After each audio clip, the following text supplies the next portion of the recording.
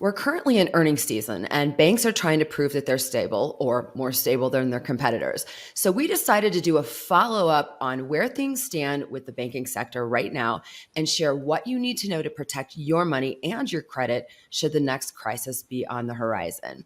Hi, and welcome back to Stop Being Sold. My name's Michelle, and I'm here with Brian. And if you've been wondering what the heck is going on with US banks, you're going to want to watch to the end of this video because we're answering your most pressing questions about what the heck is going on.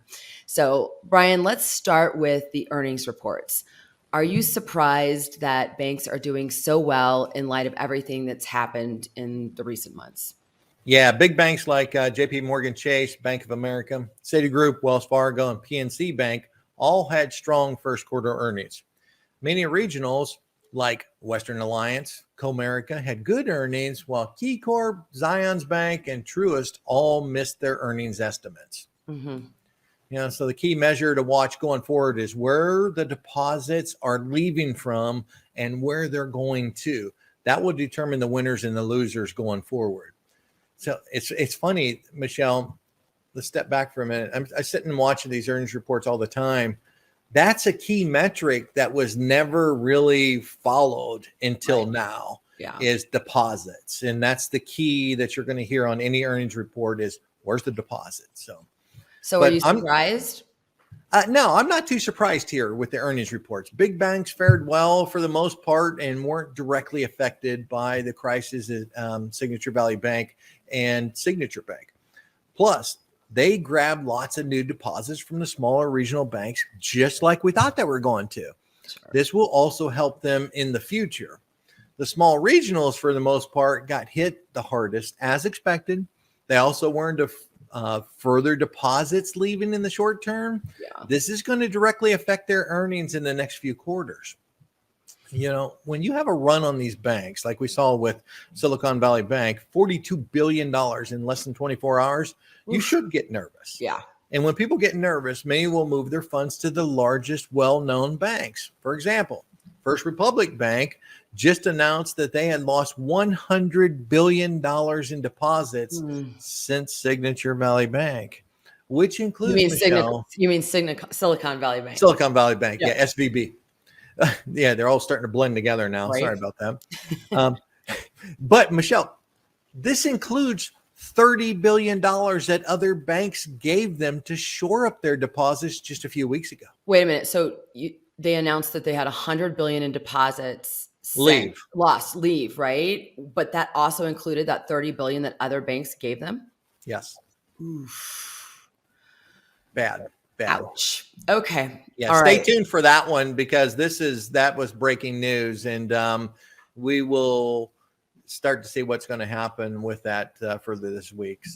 Okay. So I want to talk a bit more about bank stocks and credit in a bit, but let's first discuss the recent bank failures. So what's interesting with Silicon Valley Bank failure is that we saw a bailout and not a bail-in, despite the fact that the government has told us that they're not going to be doing bailouts anymore.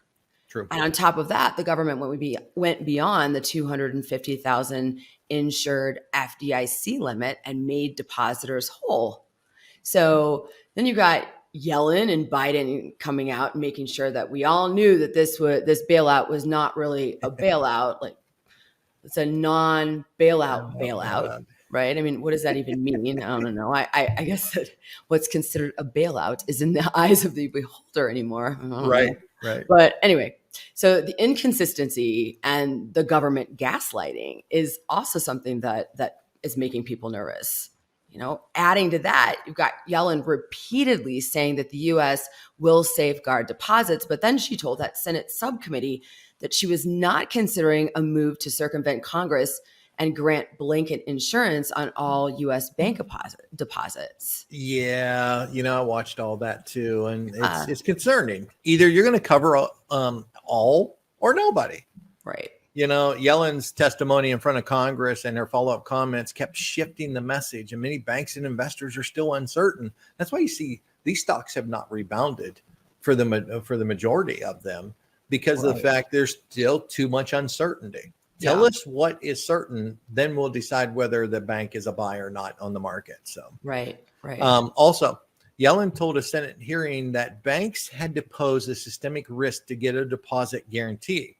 And many took the comment as leaving small Yeah. community banks to fend for themselves. Yeah. And that's a To, huge issue. to follow up on that one, that was brought up again today with First Republic's earnings report that was late last night. Mm-hmm. And they're saying, okay, so is this a systemic risk to other banks Right. or not? Right. We'll soon see.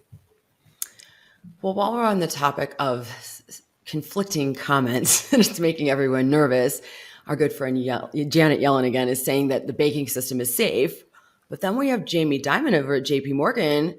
He's saying that the banking crisis is not over and it's what's happened will cause repercussions for years. So here's my question to you. How do viewers watching this, how does anyone sift through the smoke and these clickbait headlines and get a handle on what is true and what's not? Let's go to the source. Best thing here is to read the earnings reports and any filings the banks do in the coming quarters. Go directly to the source and decide for yourself. Right. I feel if we see a bank in the future show deposits leaving rather quickly, I think those who sell the market short, which means they're betting against it going up, will jump on the bandwagon and take that bank down rather quickly. Right. The short sellers, they make money when a company fails. Right. Remember, market moves in two different directions. People know how to make money. It's also on the way down, not just on the way up. Sure. And that's not what's in the best interest of depositors, but that's how the market works. Right. Well, so part of what brought down Silicon Valley Bank was that they were underwater with too many of their 10-year treasury notes on their books. And this whole crisis really showed how illiquid banks are, how many on paper, right, are really in the hole because of how many 10-year treasury notes and mortgage-backed securities that they're invested in. So where are banks putting their reserves now? Are they doing anything to mitigate future issues? Well, they're still investing in the same place, Michelle. Okay. Remember, banks don't make money if they just hold your money in the bank. Right. Okay? They lend it out for both personal and business loans and invest into safe assets like treasury notes. Sure. What got Silicon Valley Bank, Michelle, was the fact that the Fed had raised rates at the fastest in history. And they didn't have enough to cover $42 billion in withdrawals in less than 24 hours. Can this happen again? Yes, definitely. So the thing that I'm seeing is that there's a centralization of the banking system happening. You mentioned there's money flowing out of smaller banks and into the bigger banks. So first question is this happening or is this my perception? And the second thing is, how vital are regional and these smaller banks to our banking system as a whole? Yeah, this is definitely happening based on First Republic's earnings reports that just came out. Another $100 billion was moved from their deposits.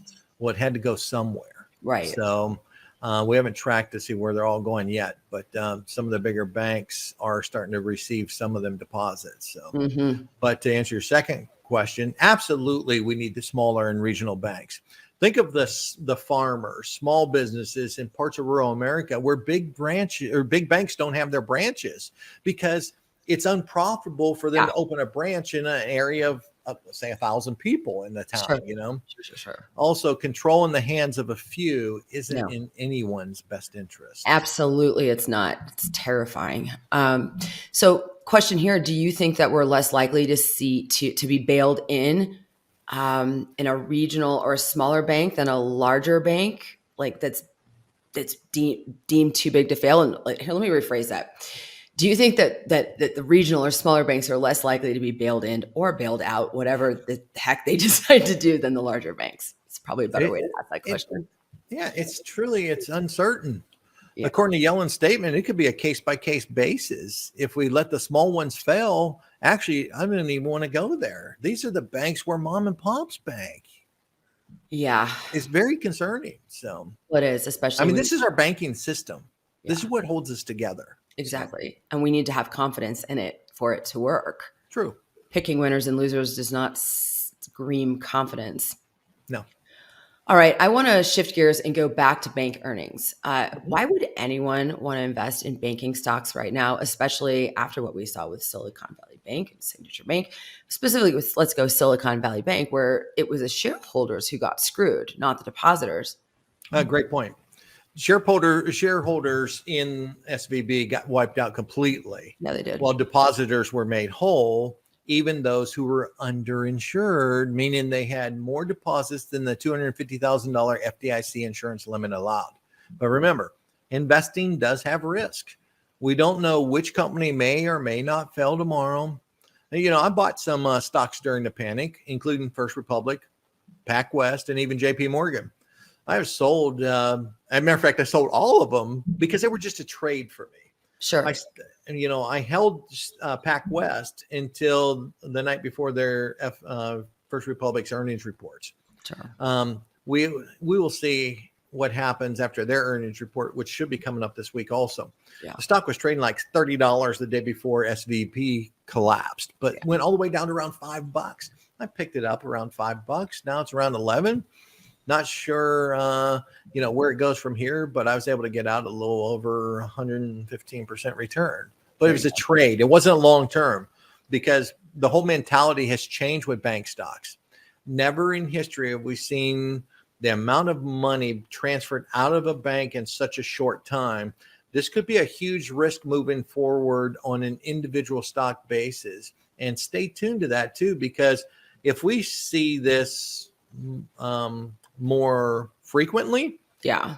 we may start to see some new regulations come in on the amount of money that you can Pull move out. in and out on a daily basis out of your bank account. So Yeah. I don't want that to happen, but that's what no, I, that's no, that seems like the next step in that all of would this. that would actually take it to a whole new level. Well, yeah. Well, I mean, control. It's the Yeah, perfect way to come in and control us all. All right. So I want to just wrap this up talking about the credit tightening that's going on. So yes, Yellen warned in a recent interview that banks, might further tighten lending in the wake of the abrupt collapses of both Silicon Valley Bank, Signature Bank. And then you're seeing this. I mean, there are sure. companies saying, hey, we're not able to get funding like we were. So what is the implication of this for Main Street, for small business, and for average people? Yeah, this has already started actually. Credit will start to get tighter. Hmm. Many requirements to get a loan will get harder and at Okay. higher rates to offset risk that banks will take on moving forward. Hmm. This includes home loans, car loans, and even business loans. And I think that's where it's going to hit first, Michelle, is the small business side of it. Right. More risk to that. So Sure. So do you think that, I mean, is this something that can just choke small businesses to going out of business? it could, if you need capital to survive. Sure. Okay. If a lot of small businesses, Michelle, they just live off their revenue that Sure. comes in, and that's Sure. more than enough for them. But some of them have to actually borrow to continue to grow their business. Anybody Right. can stay stagnant with revenue coming in, but the ability to grow it to a Grow. bigger company, Right. you may need capital for that, and it may get tighter in the future. So Sure. Okay. So how does this credit tightening affect credit cards specifically? Let's say I have a $10,000 balance and I have 6,000 that's on the card. Can a lender lower my limit without any warning just to offset their risk? yeah, if we go into a deeper credit crunch, you may see lenders pull back on the availability of credit, Mm. like lowering your credit lines on your credit cards, HELOCs, and just the credits. So Okay. this happened in 0809. Yeah. If you expect your credit card to be there when you need it to float you through an emergency, don't, because if credit tightens further, that credit may not be there. So be careful on that one. Yeah, well, it's just another reason, we preach about this all the time. Another reason to get an emergency fund in place, Right. right? All right, so here's the thing. If you found this content valuable, hit that like button, leave us comments. Don't forget to subscribe. Brian and I put out videos on the daily that help you make the best decisions about your financial future and also just educate you about what's going on. And with things moving at such a rapid pace, I mean, some days I feel like the world that I knew 5 days ago doesn't exist. But we've It's got changing. central bank digital currencies are coming faster than we think. They've got the Fed now program, beta. There's a lot of things going on with that. So check out a video we did on the danger of CBDCs. It's below this video. You really need to know what's coming so that you can prepare. I mean, and maybe we all can't prepare, who the heck knows, but you can at least make better decisions about your future based on what is coming. Yep. All right, Brian. So this has been an awesome conversation. Anything that you want to add before we wrap this up?